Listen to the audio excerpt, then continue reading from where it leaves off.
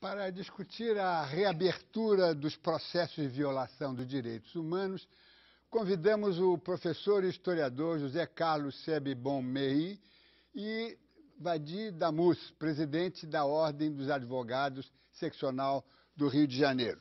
Vamos começar com o professor José Carlos Sebibon Meï, que é doutor em História Social pela USP, professor titular da mesma universidade e professor visitante da Universidade de Colômbia, em Nova York. Edita a revista Oralidades, é autor do livro A Guerra Civil Espanhola e Brasileiros na Guerra Civil Espanhola, entre outros títulos. Professor Meï, uma perguntinha só para trazer o caso, fazer a transição entre a Espanha e o caso brasileiro. Por que na Espanha, passados já 70 anos do fim da Guerra Civil, o assunto ainda está exacerba os ânimos?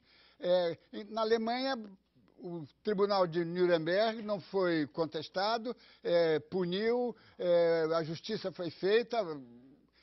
Não interessa discutir se foi a justiça dos vitoriosos ou não, mas a justiça foi feita e não se contesta mais. A Espanha, ainda o franquismo, o julgamento do franquismo, parece que foi ontem. Como é que se explica essa permanência da guerra civil na memória espanhola?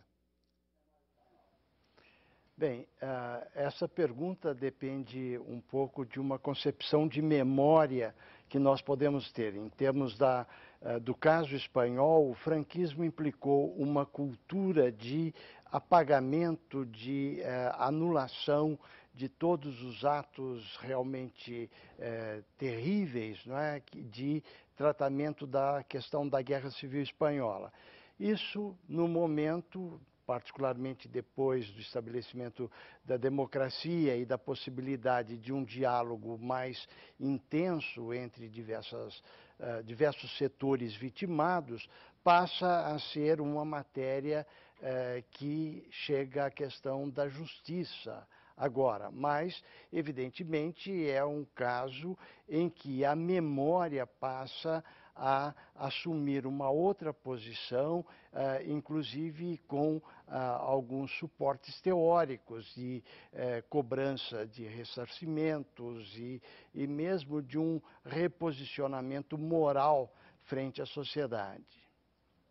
Vadi Damus é advogado, presidente da Seccional Rio de Janeiro da Ordem dos Advogados do Brasil desde janeiro de 2007. Formou-se pela UERJ e é mestre em Direito Constitucional e do Estado pela PUC. Foi presidente do Sindicato dos Advogados.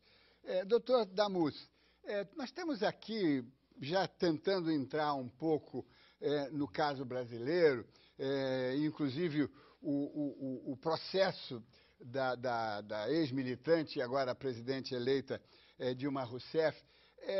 Esse é um processo que onde fala o acusador, onde fala o torturador. Quer dizer, tem valor jurídico esse processo? Quer dizer, toda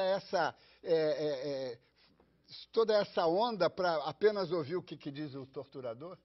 Bom, Diniz, boa noite. Valor jurídico, do meu ponto de vista, não tem nenhum, né? Ali é o depoimento dos torturadores.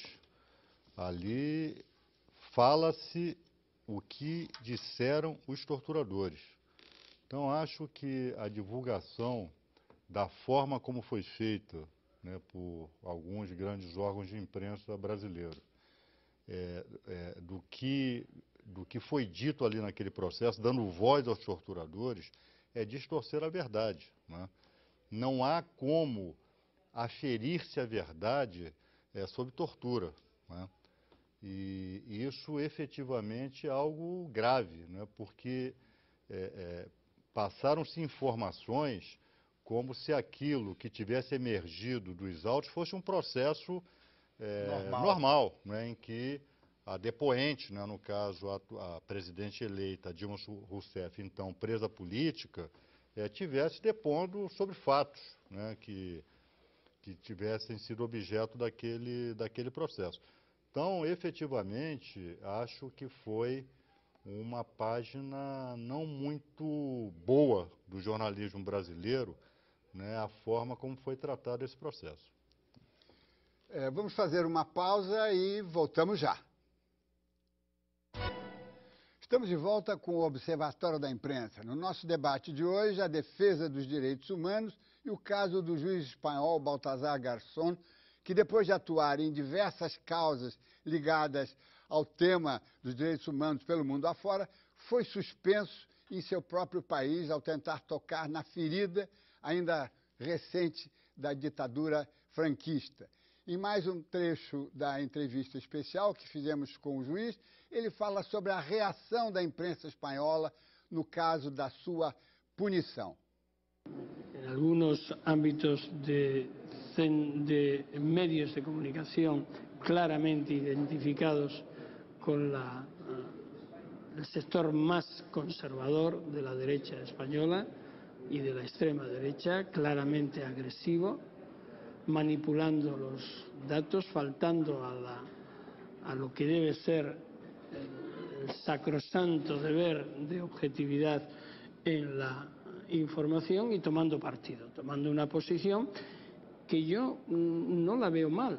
Es decir, no soy de aquellos que dicen que la prensa tiene que ser aséptica, no, porque si estoy diciendo que ninguna persona puede ser absolutamente aséptica o amorfa, tampoco la prensa debe serlo, pero debe de contar las cosas, los datos objetivos tal como son. Entonces ahí hubo un bloque de prensa que claramente está identificada con esa opción política que apoya de una forma brutal las causas contra mí y que quiere verme fuera de la judicatura ya desde hace mucho tiempo, pues porque han tomado esa opción. Luego la prensa en general, la prensa seria, yo creo que trató el tema pues desde una perspectiva más próxima o menos próxima, pero en forma objetiva, ¿no? Y además las imágenes eran incontestables. El ciudadano tenía que ver lo que estaba sucediendo. Pues yo creo que el periódico El País está asumiendo un papel bastante ecuánime y bastante independiente, como siempre es, de una alta responsabilidad. Creo que es uno de los medios más serios que hay, por supuesto, en España y en el mundo. La intervención o la posición de los medios internacionales de comunicación ha sido contundente en contra del proceso abierto, porque era casi incomprensible. Es muy difícil de explicar la existencia de este proceso.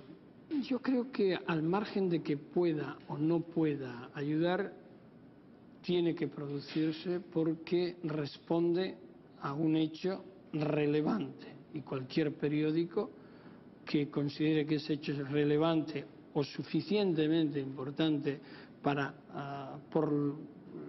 la injusticia que puede transmitir o por los valores a los que afecta, estamos hablando de independencia del Poder Judicial, de crímenes masivos, etcétera, tienen que plantear la cuestión para que los ciudadanos se hagan una idea o puedan tener elementos para discernir lo que está sucediendo.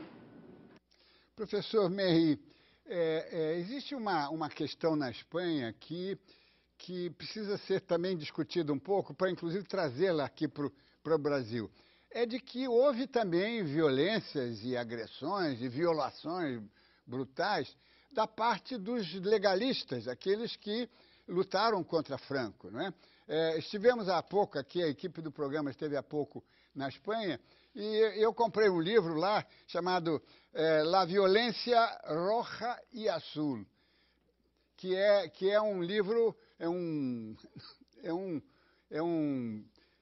uma coleção de dados, de informações, muito volumoso, sobre a violência das duas partes, não é?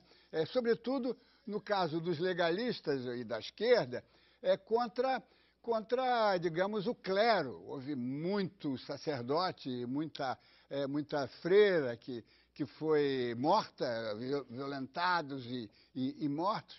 Agora, por que só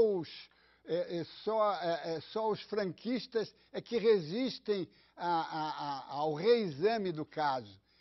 porque se sentem mais... porque houve mais casos de violações pelos franquistas? Na realidade, nós temos que considerar que numa guerra, num conflito, haja uma troca de agressões que, evidentemente, se correspondam, não é? Isso sustenta a beligerância.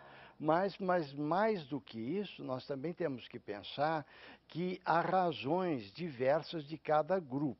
No caso dos republicanos, o que nós tínhamos era a combinação de vários grupos, inclusive com intensa participação dos anarquistas e com toda uma proposta anticlerical, que evidentemente ao explodir, ao encontrar um ambiente propício, vai dimensionar toda a sua fúria contra a igreja, não apenas contra as imagens, mas evidentemente também contra parte do clero, não é? Há realmente uma agressão bastante densa, bastante incentivada contra figuras do clero e também contra freiras, particularmente. Mas isso corresponde a uma linha dentro de um conjunto dos republicanos. Evidentemente, nós temos, pelo lado dos nacionalistas, uma escola incentivando, orientando com métodos específicos de agressão, não é? O que acontece é com o lado perdedor, um silêncio, um silenciamento bastante controlado e, evidentemente, a exploração da, aspas, justiça pelo lado dos vencedores, não é? O que, evidentemente, demanda um julgamento, não é? Quer dizer, quais as razões dos vencidos e quais as razões dos vencedores em tratar de uma ou de outra forma. Agora, o altamente condenável é o controle que se faz em cima dos documentos, não é? E agora, com uma certa gravidade, na medida em que esses documentos que estavam concentrados num arquivo nacional em Salamanca estão sendo repartidos pelas diferentes nacionalidades dentro da Espanha, o que acaba conflitando mais a busca de pesquisas e de estabelecimento de verdades. Doutor Damus, o caso brasileiro, e tem a ver também com a Espanha. Na Espanha alega-se que é indevida essa intromissão do juiz Garzón, porque houve uma lei, a Lei da Memória Histórica, que deveria botar um ponto final e sepultar tudo. Aqui alega-se que a Lei da Anistia teria encerrado tudo e que não se justifica mais retomar o debate e o exame das violações. Como é que o senhor vê esse tipo de lei que aparentemente tenta botar um ponto final, mas que não existe, porque a história tem uma dinâmica, né?